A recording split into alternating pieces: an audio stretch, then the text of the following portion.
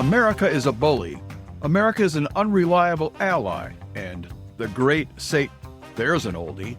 In fact, it's the worst country in the world except for all the others, especially Canada. Today on The 10th Man.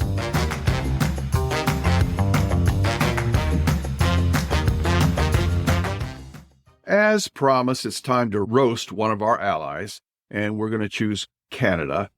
Canada has been misbehaving lately and needs to be punished because they're supposed to do whatever America says. We love Canada.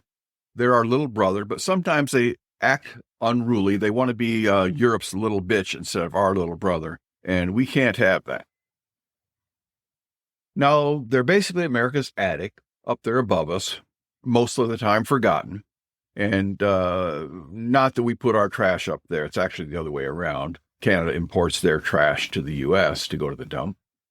But putting that aside, let's look at some of the things that we could say about Canada that you could say.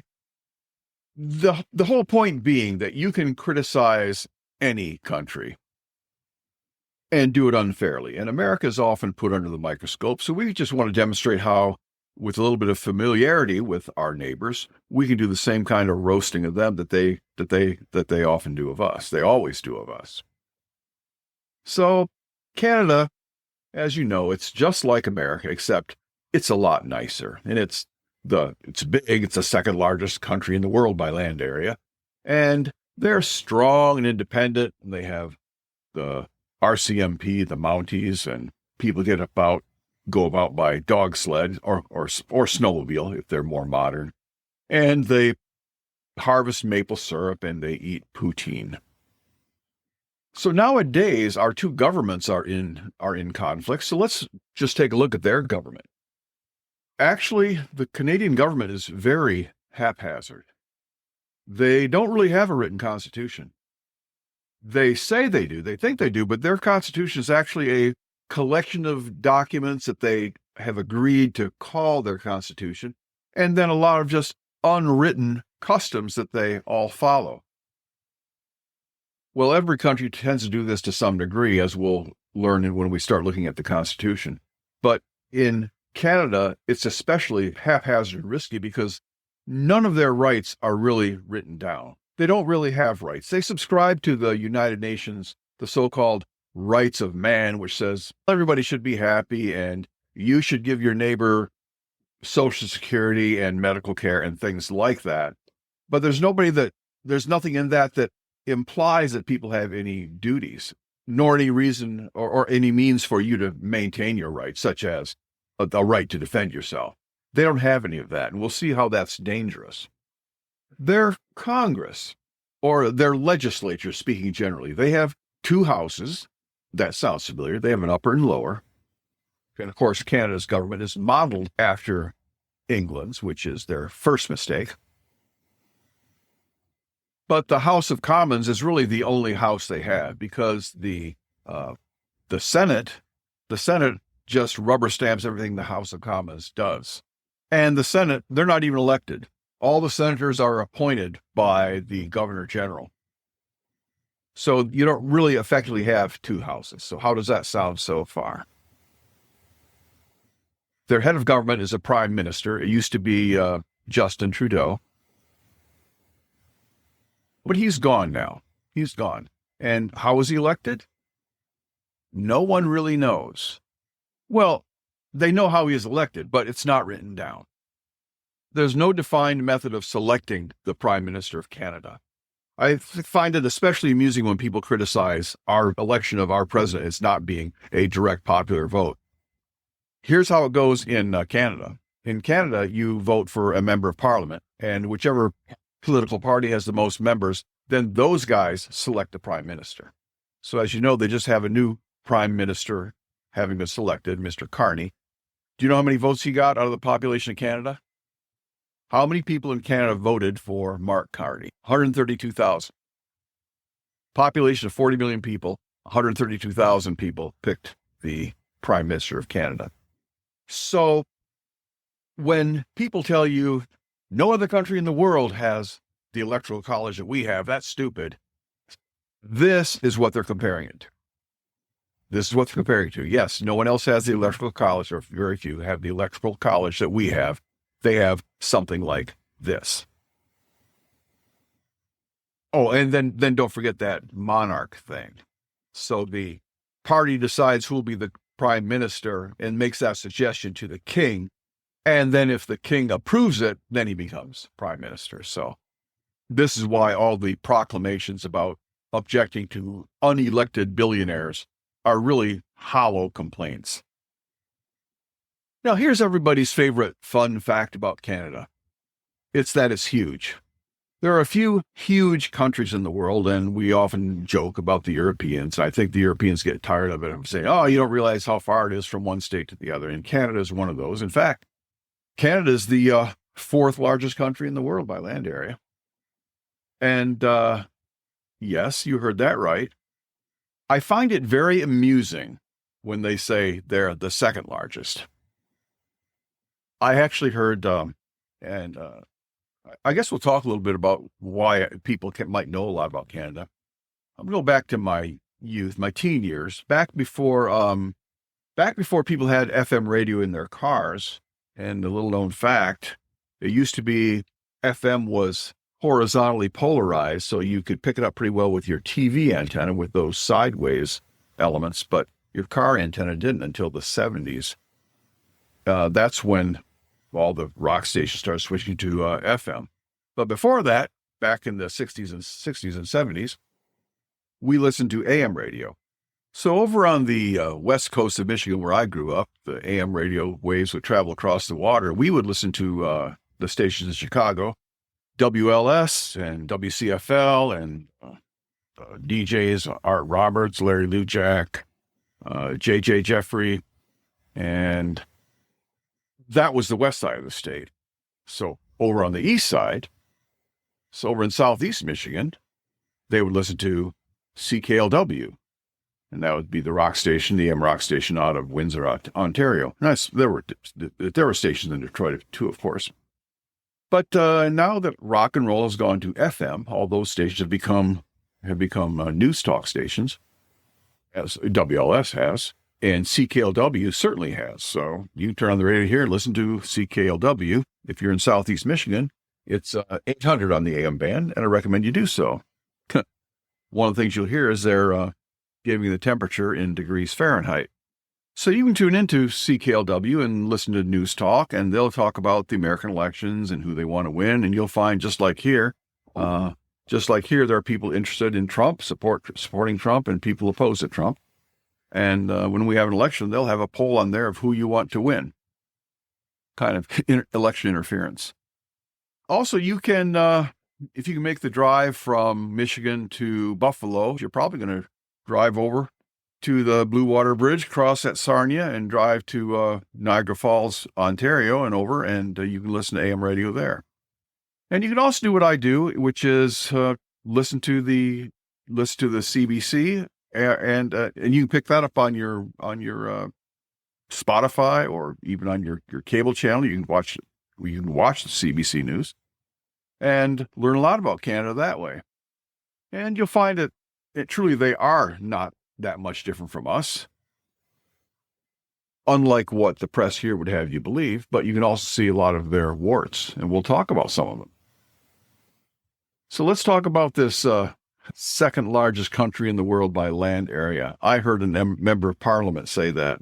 I don't know what they were debating, but he said, and as a citizen of Canada, the second largest country in the world by land area, and it's like, hold on there, Pierre. No, you're not. Canada is the fourth largest country in the world by land area. It's smaller than Russia, of course. It's smaller than China. It's smaller than the U.S. It's number 4. Russia has 6,300,000 square miles of area.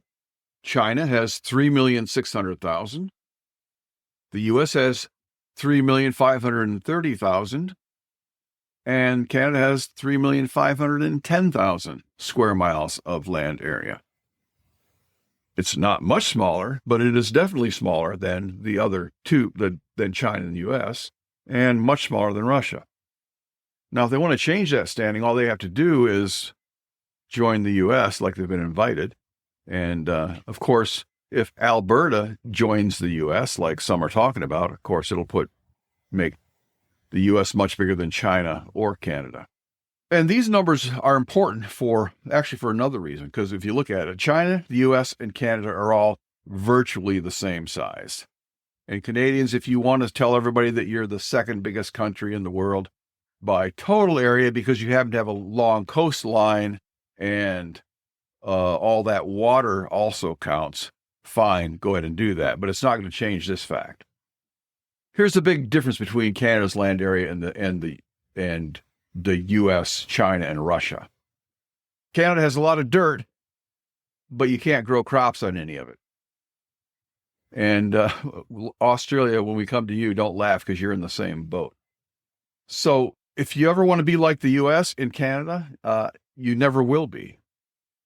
Canada only has 1/3 the amount of farmland of other countries like China, India, Russia, and the U.S.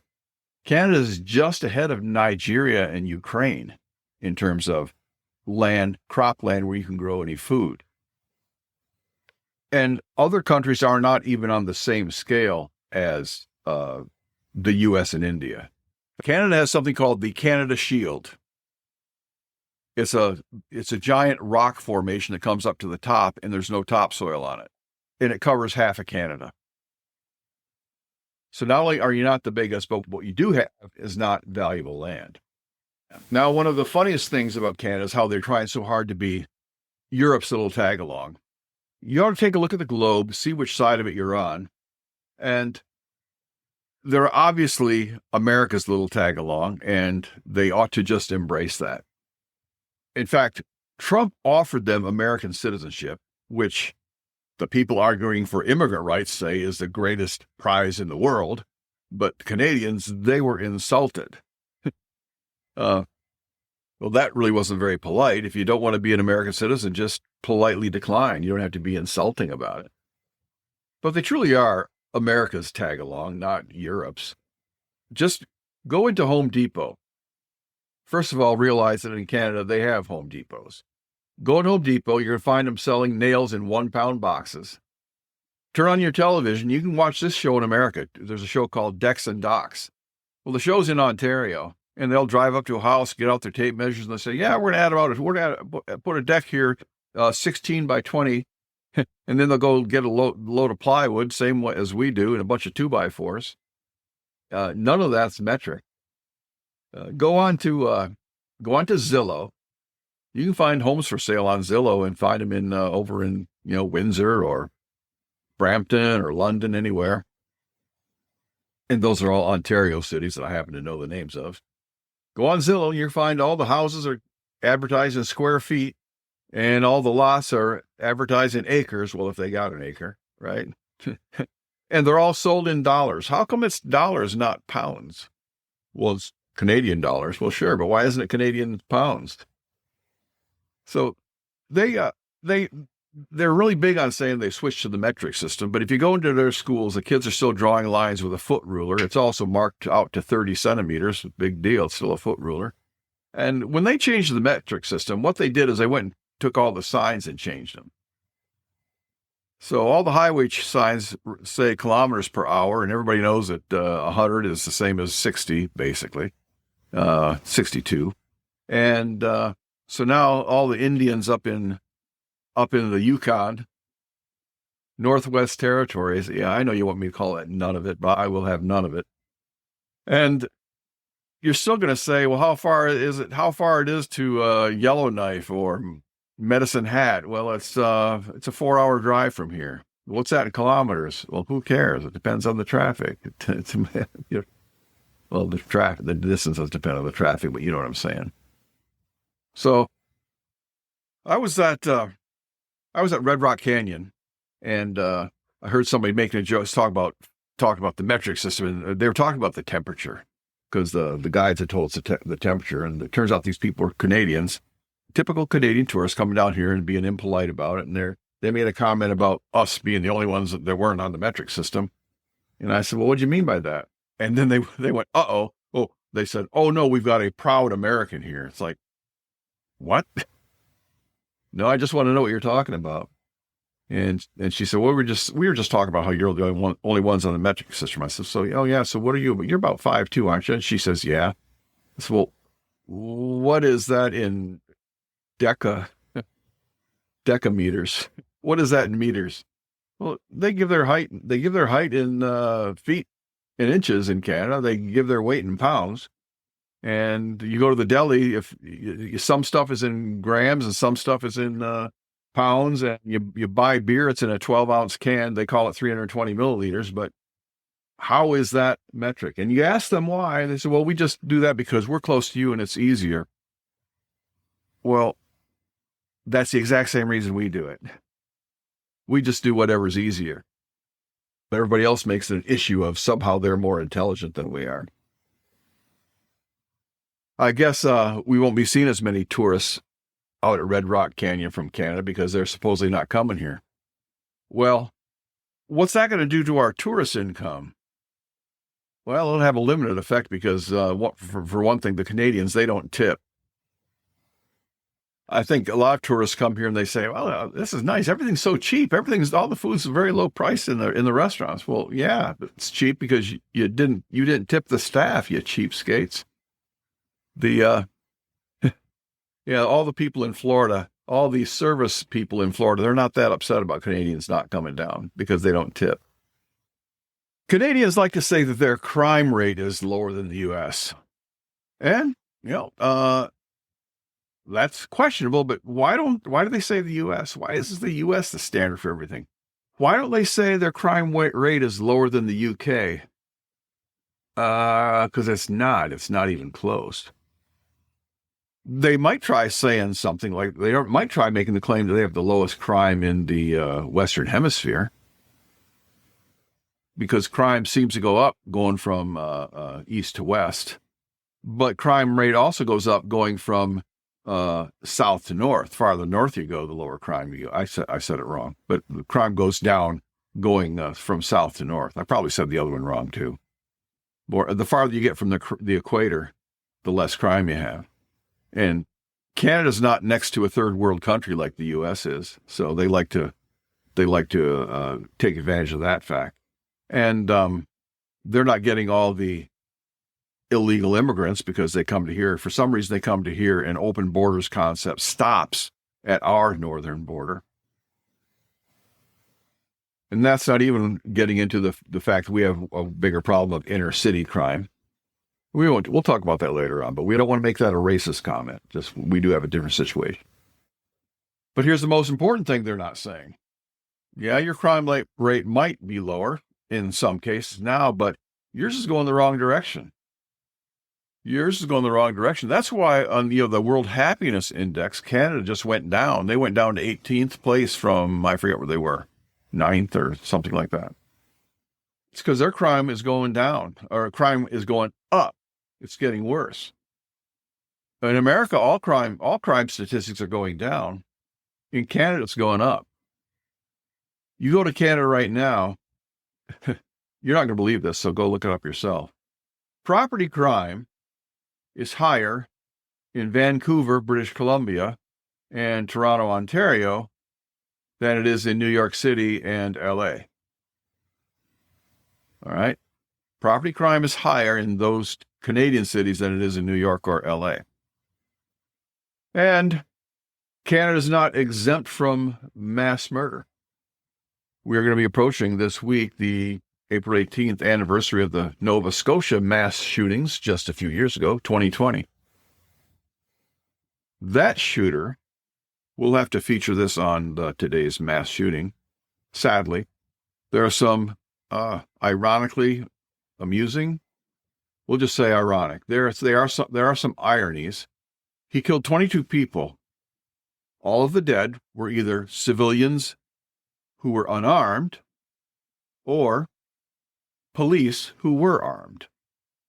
And when he finally shot himself, the shooter finally killed himself, the police then riddled his dead body with bullets. This is controversial. But the police then, well, we'll talk about that again in the feature. Following which, Justin Trudeau then banned 1,500 different kinds of guns. Now, this is because, and this should give you pause, this is because in Canada, an unelected dictator can take away any of your rights whenever he pleases. All right. Now, this was your gun rights, but he can do that to any of your rights. Unelected dictator Justin Trudeau. Now, put aside your mistaken belief that guns are not a right, that the ability to arm yourself is not a right. Put that aside and take something that is your right and answer the question, what's to stop Justin Trudeau or Mark Carney from taking away any of your rights just by decree whenever he wants? It could get worse, and it probably will. A couple years ago, I didn't write down the year, a man murdered a woman, bludgeoned her, we'll say, with a dumbbell. And he was charged with second-degree murder. Rightly so. Well, probably should have been first degree. Meanwhile, the same year, another man was attacked in his home by 5 armed home invaders. 5 armed men attacked him. He managed to shoot one of them. The man died. He, like the dumbbell killer, was charged with second-degree murder. Man in his house being attacked by 5 men. He and his mother being attacked by 5 armed men. So, with those laws, those reactions to crime, I think, are they more American or European? Well, in some aspects are European, but in many other aspects, they're more American. Just look at the houses they live in. Look at the houses they live in and the cars they drive. Are they living in itty-bitty houses?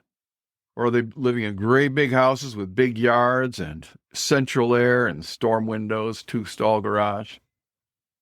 They have this big wasteful lifestyle just like the Americans do. What about the cars they drive? Is everybody in Canada driving this tiny car with a 4-cylinder turbo diesel in it?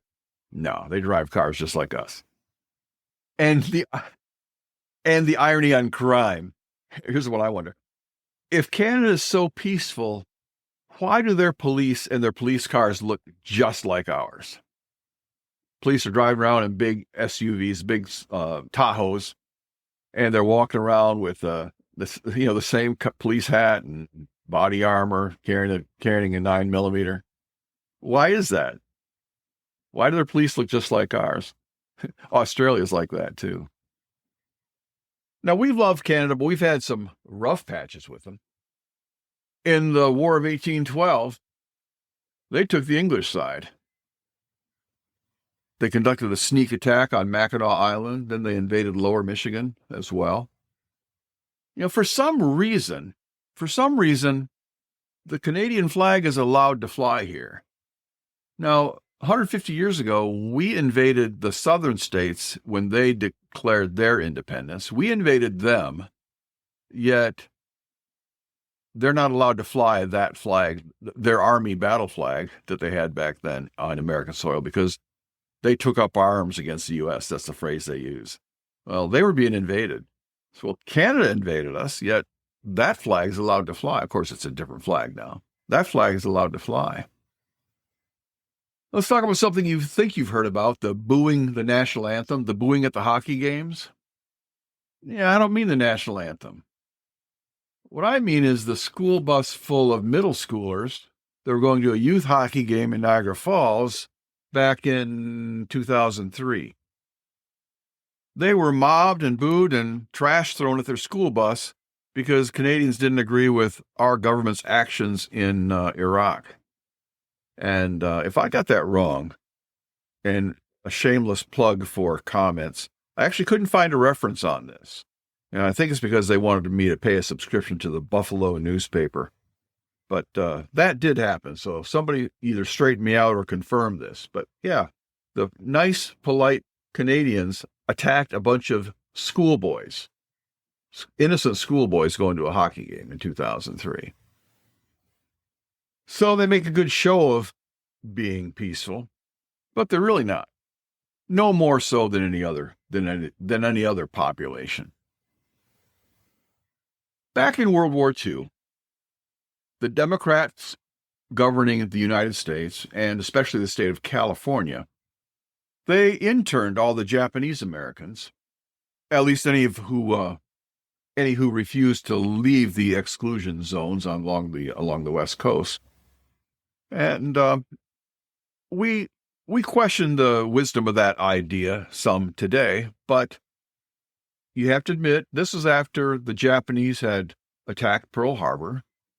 They had shelled Los Angeles, and they had invaded. They put troops ashore in Alaska and in the Philippines. So as a precaution, due to fear of a Japanese invasion, based on that attack, Japanese Americans were interned if they did not leave the exclusion zone. So Canada did the same thing with their Japanese Americans because no reason. Canada wasn't invaded. They weren't at Pearl Harbor. They didn't have any possessions overseas. But they're just some racist SOBs, I guess. They just had a reason they just wanted some excuse to put these poor Japanese Canadians into internment camps, so they did. Either that or they just automatically do everything the United States does because they're just the United States' little brother. Similarly, when you talk about racism, and people will say that Canada is less racist than the United States because the freed slaves went there. Well, yes, but it was legal. It was the Underground Railroad going through places like Ohio and Michigan. That Underground Railroad, people were risking people in America were breaking the law. Once they got into Canada, people sheltering the escaped slaves were not breaking any laws. And they did not necessarily welcome them either. But still, at least that part wasn't, they weren't racist as a government. But then go forward to World War II.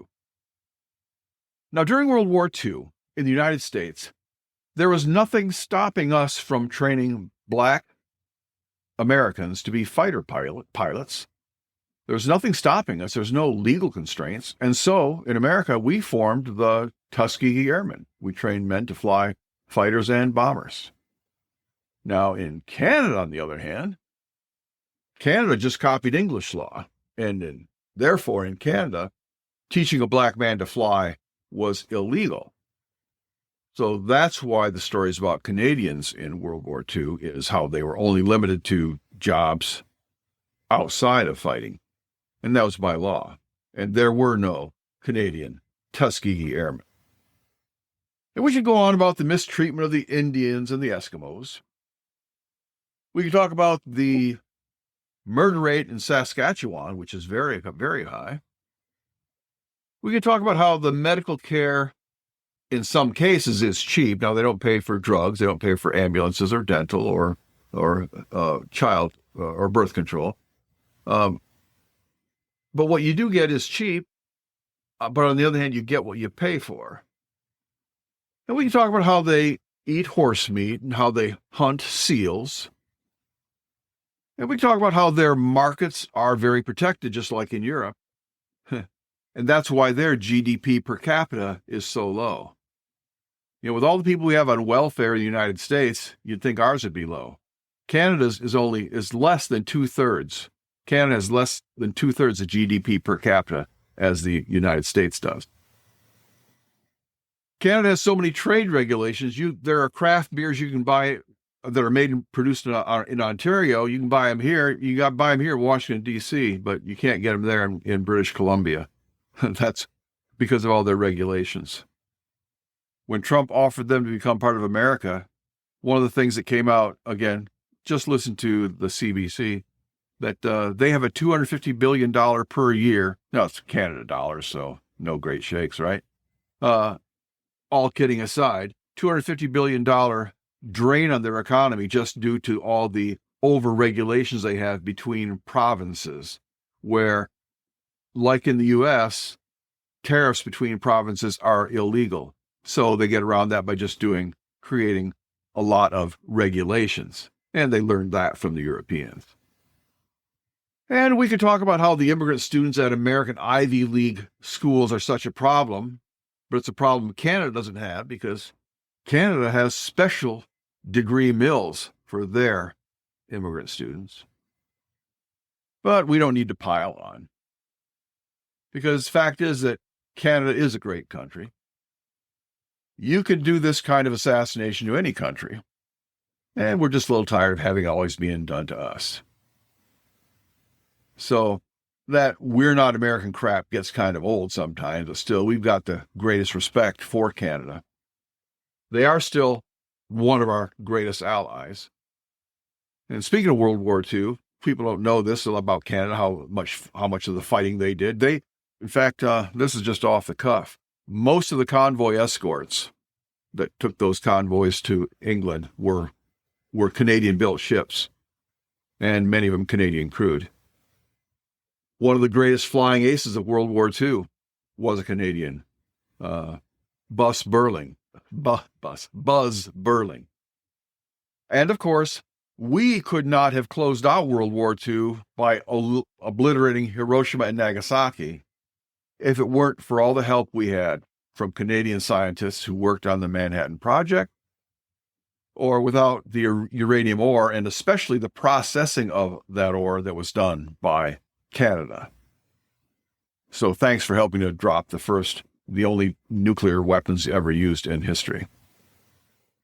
And also, we Americans are not getting fat as fast as we used to, thanks to the Canadians having taken rapeseed oil, which was poisonous, and making it much less poisonous, but still poisonous, and selling it to us as Canadian oil, also known as canola. Speaking of oil, I thought I was going to quit, but I guess I'm going on. Speaking of oil, Canada is only 12th in carbon emissions, so good job on not contributing to global warming. But do you really count that when Canada is the second greatest oil exporter? Canada is the Saudi Arabia of the Western Hemisphere. And that's all thanks to that dirty Canadian crude which crosses the U.S. through those pipelines that we built for them across sacred Indian land. I hope the irony and the sarcasm is coming through. Because again, we could do this to anybody. We're just picking on Canada. And so, go out and tell your friends, especially your Canadian friends, about the 10th Man podcast next time you meet them for some poutine across the border. Thank you for listening.